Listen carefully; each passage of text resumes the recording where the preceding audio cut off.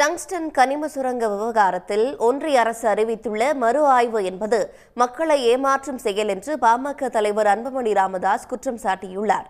மதுரை மாவட்டம் மேலூர் அருகே அரிட்டாப்பட்டி கிராமத்தில் டங்ஸ்டன் கனிம சுரங்கம் அமைக்க எதிர்ப்பு தெரிவித்து போராட்டத்தில் ஈடுபட்டு வரும் மக்களை சந்தித்து அன்புமணி ராமதாஸ் ஆதரவு தெரிவித்தார்.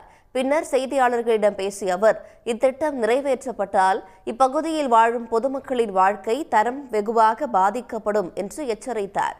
டங்ஸ்டன் கனிம சுரங்கம் அமைக்க 1 சென்ட் நிலத்தை கூட விட்டுக் கொடுக்க பாமக அனுமதிக்காது என்று கூறிய அன்புமணி, ஒன்றிய அரசு அறிவித்துள்ள மறு ஆய்வு என்பது மக்களை ஏமாற்றும் செயல் என்று குற்றம் சாட்டினார்.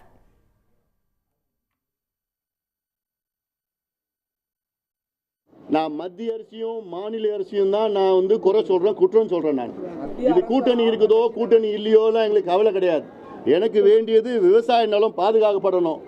5000 ஏக்கர் நிலத்தில் 425 ஏக்கர் மட்டும்தான் மறு ஆய்வு செய்து அது நம்முடைய பாரம்பரிய சின்னங்கள் இருக்கிறதா என்று பயோடைவர்சிட்டி ஹெரிட்டேஜ் சைட்டு அப்படின்னு சொல்லிட்டு அது இருக்குதா மட்டும்தான், அந்த போர்ஷன் மட்டும்தான் மறு ஆய்வு சொல்லியிருக்கிறாங்க. அப்புறம் என்ன பிரயோஜனம்? அதில் மற்ற நிலத்தில் எடுத்துகிட்டு போயிடலாமா? அந்த மறு ஆய்வு செய்து, மறு ஆய்வுனா அதில் என்ன முடிவுன்னு தெரிய போகிறதில்ல.